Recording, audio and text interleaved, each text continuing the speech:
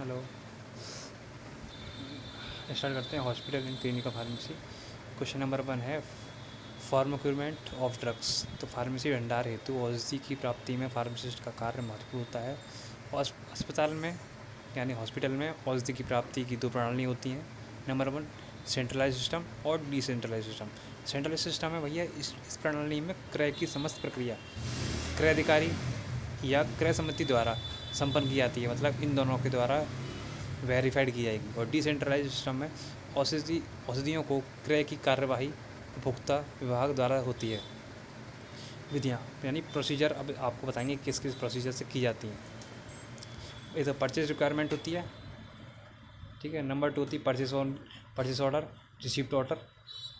तो कहाँ स्टार्ट करते हैं। परचेज रिक्वेशन में आपका औषधि का क्रय प्रपत्र भराया जाता है।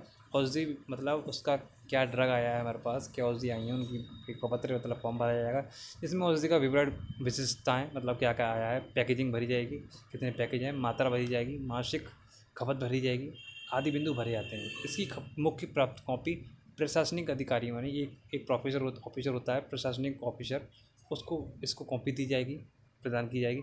अनुमोदन यानी कि ऑर्डर पश्चात इसे क्रय अधिकारी को हस्तगत उनके हाथों में कर दिया जाता है, तब डुप्लीकेट प्रति संभाल कर रख दी जाती है। परचेज ऑर्डर पे आ जाइए। परचेज ऑर्डर में अनुमोदन मिलने के पश्चात क्रय अधिकारी का क्रय आदेश तय करना आदेश तैयार किया जाता है। इसमें औषधि का पूर्ण विवरण होता है। क्रय आदेश सप्लायर को भेज दिया जाता है, यानी ऑर्डर सप्लायर को भेज दिया जाता है। आदेश की प्राप्ति रिसिप्ट ऑफ ऑर्डर, जब आइटम प्राप्त हो जाता है, सेक्शन में पहुंच जाता है, तब क्या क्रय आदेश में अनुरूप विशेषताएँ और मात्रा मूल आदि की जांच करनी पड़ती है। वो तो आपको पता है। ये एक प्रति आपूर्तिकर्ता को दूसरी प्रति संबंधित विभाग के वापस की जाती है, मतलब जो आपूर्ति करता रह जाएगी वो वापस की जाएगी।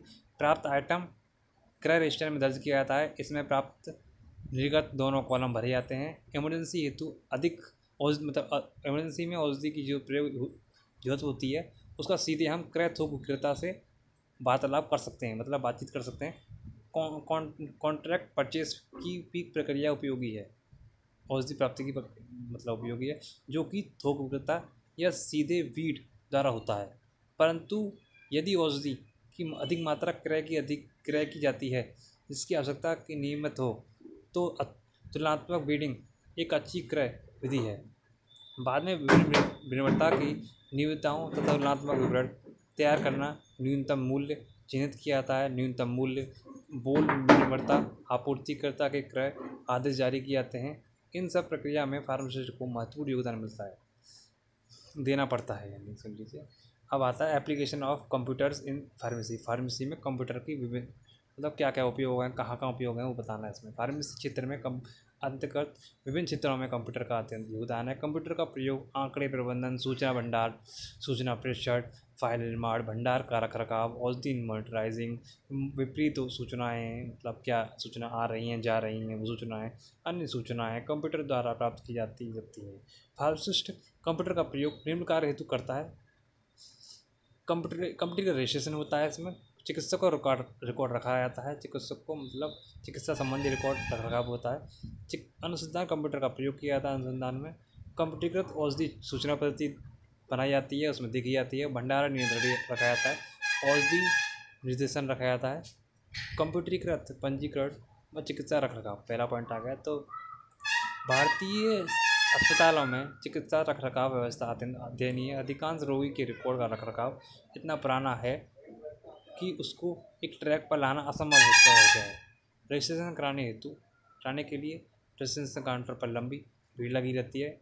इस तहत हम फाइल को ढूंढना अति कठिन होता है।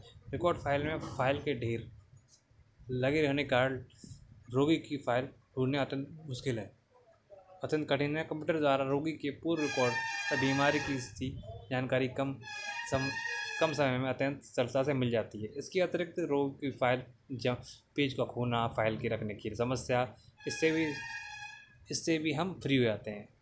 उदाहरण के लिए एस्कार्ट एक हॉस्पिटल है, उसमें रजिस्ट्रेशन काउंटर पर काउंटर के टर्मिनल लगे होते हैं। प्रत्येक रोगी को जो की सलाह देने के लिए होता है, एक विशेष यूनिक रजिस्ट्रेशन दिया जाता है, नंबर दिया जाता है। एक से अधिक विभाग में यही पंजीकरण संख्या यानी रजिस्ट्रेशन नंबर चलता रहता है। इस विशेष रजिस्ट्रेशन संख्या में नंबर में रोगी की बीमारी में संबंधित रिकॉर्ड जैसे उम्र, पता, लिंग, रोगी का स्टेटस, एडमिनिस्ट्रेटिव डाटा उपलब्ध रहता है। अतः रोगी की संबंधी जानकारी एक ही डाटा में उपलब्ध रहती है। आधुनिक अस्पतालों में रोगी की रिकॉर्ड गोपनीय रखने के लिए एक पासवर्ड दिया रखा जाता है।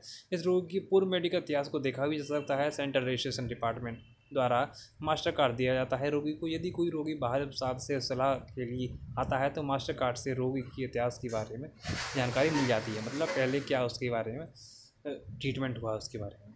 चिकित्सा अनुसंधान में कंप्यूटर का प्रयोग।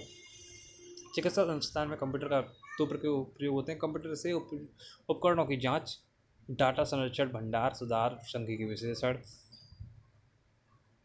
और रिट्रीवल और स्टैटिस्टिकल एनालिसिस और रिसर्च फैलानी होती है।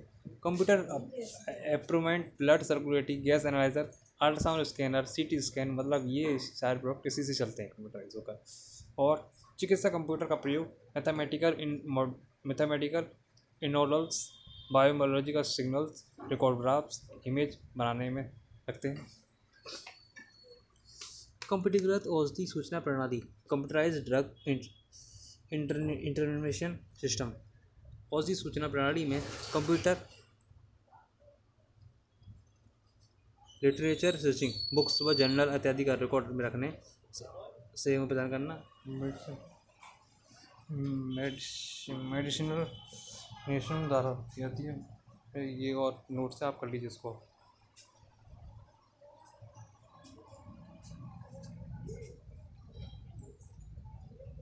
अंकल जी